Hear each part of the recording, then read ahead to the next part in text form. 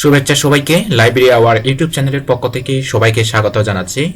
আজকে আমরা শিখব অ্যানুয়াল অ্যাসেসমেন্ট 2024 সাবজেক্ট ইংলিশ অর্থাৎ ইংরেজি বিষয়ের নবম শ্রেণীর বার্ষিক যে সামষ্টিক মূল্যায়নের যে একটা সিলেবাস দেওয়া হয়েছে সেই সিলেবাসটি আমি একটু সম্পূর্ণ পরিপূর্ণভাবে আমি আলোচনা করতেছি। আমি আলোচনায় সবাইকে আরেকবার স্বাগত জানাচ্ছি। এখানে যা বলা হয়েছে আমি তা সম্পূর্ণ বাংলায় আপনাদেরকে বিশ্লেষণ করে দিচ্ছি। যারা সম্মানিত অভিভাবক এবং শিক্ষক মণ্ডলী রয়েছেন আপনারা নিশ্চয়ই পেয়েছেন।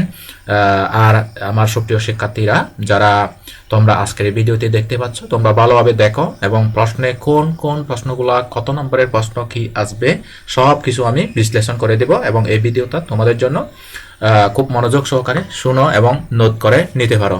Assessment guideline for conducting annual examination 2024 for the secondary level education institutions. Okay, মাধ্যমিক বিদ্যালয়ের যে সমস্ত মাধ্যমিক স্কুলগুলো রয়েছে এই শিক্ষা প্রতিষ্ঠানগুলো রয়েছে 2024 এই যে বার্ষিক সামষ্টিক মূল্যায়নের যে একটা গাইডলাইন তারা প্রকাশ করেছে এনসিটিভি। তো এখানে নাম্বার 1 এ বলা হচ্ছে the annual assessment of class 6, 7, 8 and 9 will be done through written examination based on national curriculum 2022 of NCTB অর্থাৎ NCTB কর্তৃক 2022 সালের যে নতুন কারিকুলামে দেওয়া হয়েছিল সেই কারিকুলাম থেকে 6, 7, 8, 9 পর্যন্ত যে সমস্ত বইগুলো রয়েছে সেখান থেকে পরীক্ষাটা নেওয়া হবে। এখানে বলা হচ্ছে নাম্বার 2 তে বলা হচ্ছে the annual assessment format for class 6, 7, 8, 9 comprise both summative and continuous assessment অর্থাৎ সামষ্টিক আর ধারাবাহিক মূল্যায়ন যেরকম ছিল সেরকম ভাবে এখানে প্রশ্নগুলো হবে। তবে আমরা যে অর্ধবার্ষিকীতে যে পরীক্ষাগুলো নিয়েছিলাম সেই প্রশ্নগুলো থেকে এটা একটু ভিন্ন। এটা বলা হচ্ছে এটা number 3 out of 100 marks all allocated for the assessment of each subject and summative assessment will carry 70% wasted অর্থাৎ 70% গড় করে এই যে 100 নম্বরের পরীক্ষাটা 70% করে আপনাদের তোমাদের কিন্তু এই ইংলিশ থেকে নেওয়া হবে আর 30% হচ্ছে ধারাবাহিক মূল্যায়নের কন্টিনিউয়াস অ্যাসেসমেন্টের যে ধারাবাহিক মূল্যায়নের যে সমস্ত পরীক্ষা ক্লাস টেস্ট এগুলো নেওয়া হচ্ছে ওখান থেকে 30% হিসেবে ক্যারি করবে। ওকে, নাম্বার 4 এ দেখেন for each subject the annual summative assessment will be carried out to a written examination of 100 marks অর্থাৎ 100 মার্কস নিয়ে কিন্তু তোমাদের সামেটিভ অ্যাসেসমেন্টটা হবে। এটা বলা হচ্ছে the mark obtained out of 100 marks written examination will be converted to 70 marks। এই যে 100 নম্বরের যে পরীক্ষাটা দেবে তোমরা অর্থাৎ ইংলিশ পেপারে ওখান থেকে মনে করবে যে 100% হলেও এটা 70 মার্ক হিসেবে কনভার্টেড করে তোমাদের খাতাগুলো অ্যাসেসমেন্ট করা হবে। ওকে, this mark will be combined with mark obtained from the continuous assessment having 30 marks in calculating the subject wise result out of total of 100 marks। এই যে তোমাদের কন্টিনিউয়াস অ্যাসেসমেন্ট অর্থাৎ ধারাবাহিক মূল্যায়নের যে 30 মার্ক আর হচ্ছে তোমার 100 নম্বরের রিটেন পরীক্ষাটা তোমাদের যে 70% কনভার্ট করা হবে তা নিয়ে কিন্তু সবগুলো মিলে 100% টোটাল 100% তোমাদেরকে রেজাল্টটা দেওয়া হবে এখানে বলা হচ্ছে।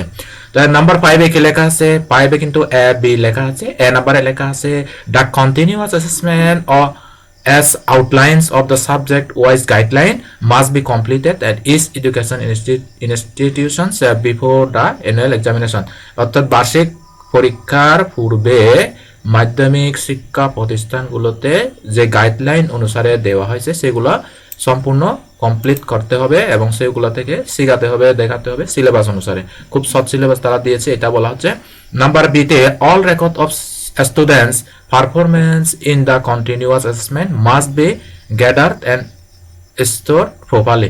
এই যে শিক্ষার্থীরা কিন্তু অবশ্যই যথাযথভাবে যেগুলা দেওয়া হয়েছে সেগুলা তারা করবে এবং ধারাবাহিক মূল্যায়নের যে সমস্ত কার্যক্রমগুলো দেওয়া হয়েছে সেগুলো তারা অবশ্যই স্টোর অর্থাৎ সংরক্ষণ করে রাখবে। এটা বলা হচ্ছে the subject wise guideline for conducting continue assessment and must be followed properly. এই যে যথাযথভাবে কিন্তু এখানে অনুসরণ করার জন্য বলা হচ্ছে। নাম্বার 6 এ বলা হচ্ছে the total time allocated for conducting the summative assessment including subject part will be 3 hours অর্থাৎ 3 ঘন্টার মধ্যে তোমাদেরকে কিন্তু পরীক্ষাটা নেওয়া হবে এখানে বলা হচ্ছে। Number 7, the subject teacher will develop the questions paper and subject date is following the sample questions provided by the Ministry of Education for conducting annual examination will ensuring due level of confidently.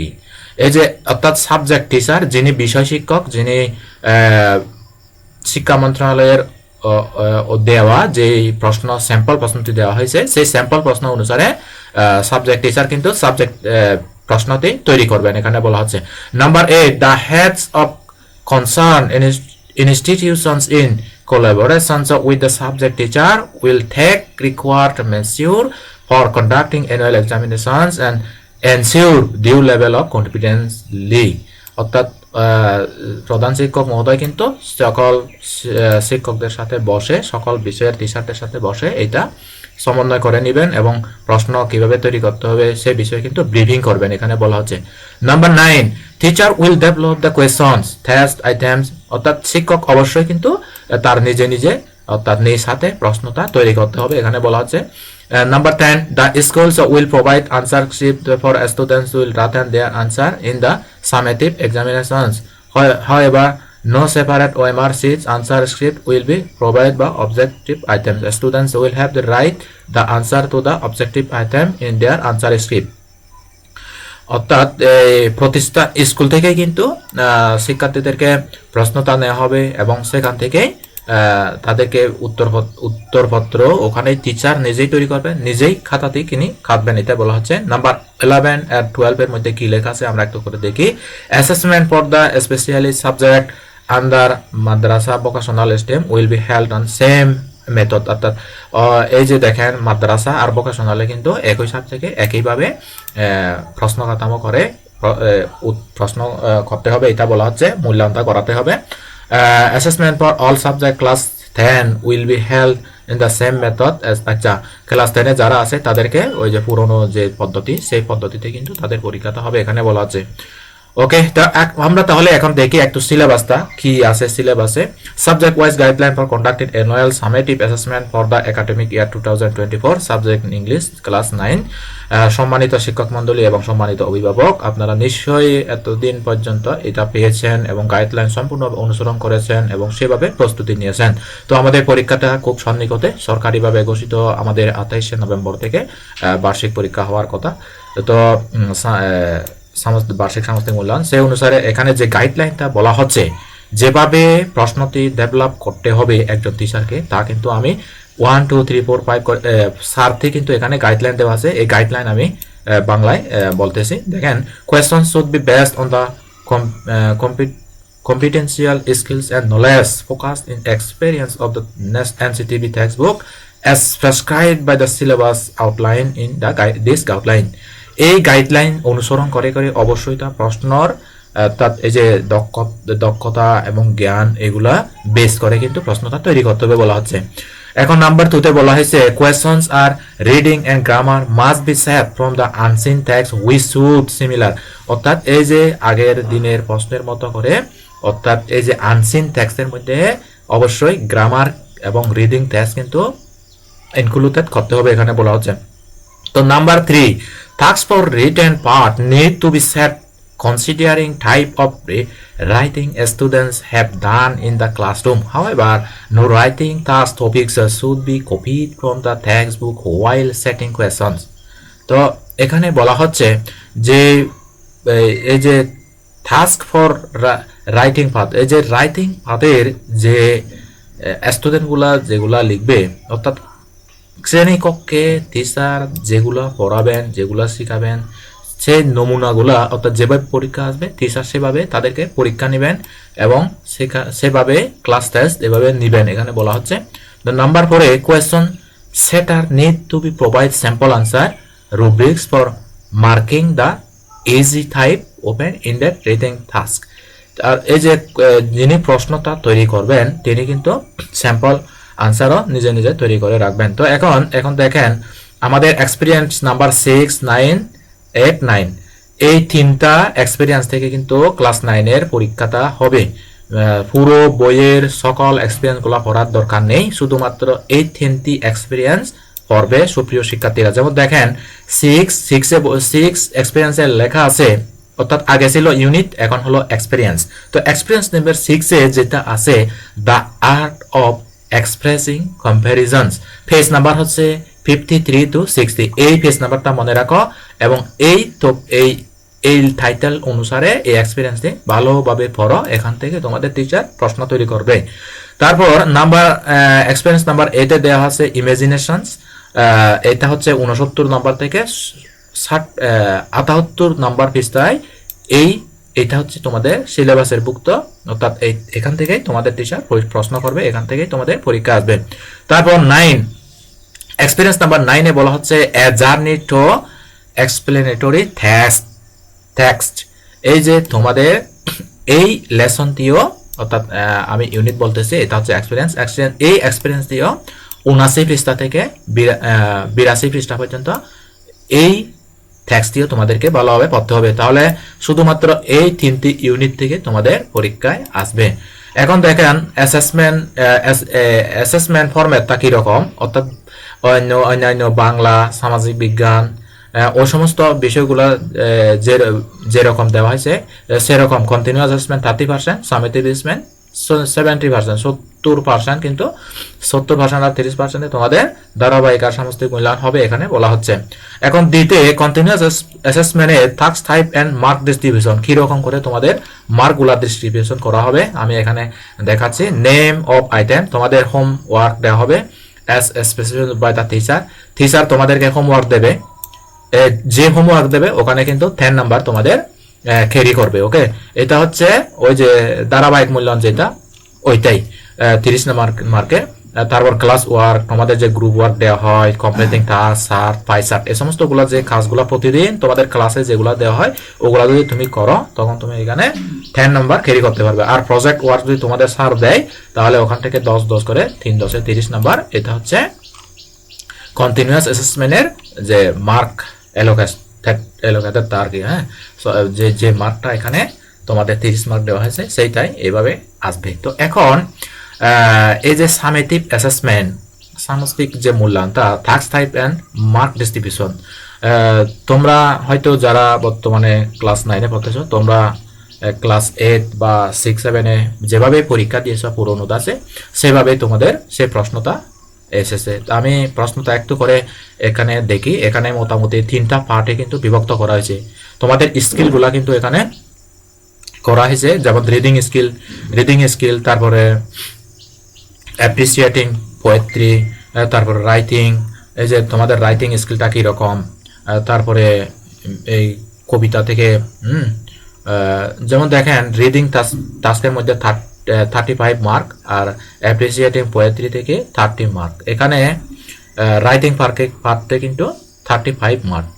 Writing পার্টে তোমাদের জন্য একটা paragraph থাকবে, তারপরে এটা compare contest easy একটা থাকবে, অর্থাৎ যেটা রচনা বলা হচ্ছে, হ্যাঁ, তারপরে রাইটিং এক্সপ্লেমেন্টারি টেক্সট একটা থাকবে। তো এখানে এটা 10 15 10, হ্যাঁ, এই মার্ক ক্যারি করবে। আর এখানে কিন্তু অ্যাপ্রিসিয়েটিং পোয়েট্রিতে শর্ট আনসার কোয়েশ্চনস, তারপরে identifying and explaining Literary figure, অর্থাৎ এই যে metaphor, smile and imaginary, writing expressions, এটাও কিন্তু, অর্থাৎ প্রশ্নর কাঠামো এভাবেই কিন্তু তোমাদেরকে ভালোভাবে ফলো করে এভাবে প্রিপারেশন নিতে হবে।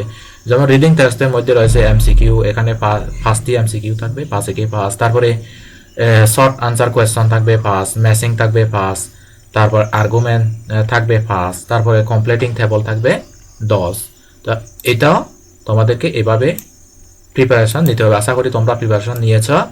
তো তারপরে আমি তোমাদের আরও একটু নক দেওয়ার জন্য আমি আজকের এই ভিডিওটি করতেছি। তো এখন দেখেন sample question for written test as per as prescribe format, অর্থাৎ এই যে দেখেন এইভাবে কিন্তু তারা এনসিটিভি আমাদেরকে ডাইরেক্ট প্রশ্নের খাতা মতো দিয়েছে, কী রকম করে প্রশ্নটা আসবে, কী রকম করে একজন টিচার তোমাদের জন্য প্রশ্নটা তৈরি করবেন। তো এই যে দেখেন পোয়েট্রি বলা হচ্ছে না, এই যে অর্থাৎ এই কবিতা, বিভিন্ন কবিতার অংশ থেকেও তোমাদের প্রশ্ন থাকবে, যেমন আনসারিং কোয়েশ্চন। তারপরে এই যে দেখেন এখানে বলা হচ্ছে 5 সিটে রাইটিং টেস্ট, রাইটিংগুলা। তো মোটামুটি এই যে গ্রামার্স, এই তোমাদের দেখেন এইটা মোটামুটি পুরো প্রশ্নের সেটটা হচ্ছে এরকম। তো এখন কথা হলো এ, আমরা কিভাবে প্রস্তুতি নিয়েছি এবং আমাদের স্যারেরা কিভাবে প্রশ্নটি তৈরি করেছেন। তা তো তোমাদেরকে অবশ্যই ক্লাসে শ্রেণীতে এভাবেই প্রিপারেশন করেছে, তোমরা নিশ্চয়ই শিখেছ, সেভাবে তোমরা প্রস্তুতি নিও। আর তোমরা পরবর্তী ভিডিওতে তোমাদের আকর্ষণ থাকবে। পরবর্তী ভিডিওতে আমি এই যে তোমাদের এনসিটিভি কর্তৃক যে কোয়েশনটা দেওয়া হয়েছে, কোয়েশন পেপার, এই কোয়েশন পেপারটি আমি পরবর্তী ভিডিওতে সম্পূর্ণ সলভ করে দেব। এগুলো পরে পরে তোমাদেরকে কোনটা সঠিক আনসার এগুলো আমি তোমাদেরকে সলভ করে দিব। তো ভিডিওটি দেখার আহ্বান জানাচ্ছি। আর তবে এটা নিশ্চিত কোনো প্রকারে টিচার কিন্তু এই প্রশ্নটি শুধু নমুনা হিসেবে নিতে পারবেন, কিন্তু হুবহু এই প্রশ্ন থেকে প্রশ্ন করা যাবে না। এটা কিন্তু প্রতিটি প্রশ্নের নিচে কিন্তু দেয়া হয়েছে। ওকে, তো এটা যদি সমাধান আমরা করি তাহলে একটা এক্সপিরিয়েন্স হবে। তোমরাও খাতা কলম নিয়ে আমার সাথে বসে যেতে পারবে তখন। পরবর্তী ভিডিওতে আমি দেখার জন্য আহ্বান করব। তো আশা করি অ্যানুয়াল অ্যাসেসমেন্ট ইংলিশ সাবজেক্ট ইংলিশে ক্লাস 9-এর এই যে সিলেবাস কোনটা কোনটা আসবে, কি কি আসবে, কিভাবে লিখতে হবে, আজকের এই ভিডিওতে অবশ্যই তোমাদের ভালো লেগেছে। যদি ভালো লেগে থাকে, উপকারে আসে, হেল্পফুল মনে হয়, তবে আমি আমাদের চ্যানেলটি সাবস্ক্রাইব করে পাশে থাকার জন্য আহ্বান করব। আজ এই পর্যন্তই। সবাই ভালো থাকবেন, সুস্থ থাকবেন, নিরাপদে থাকবেন। টাটা।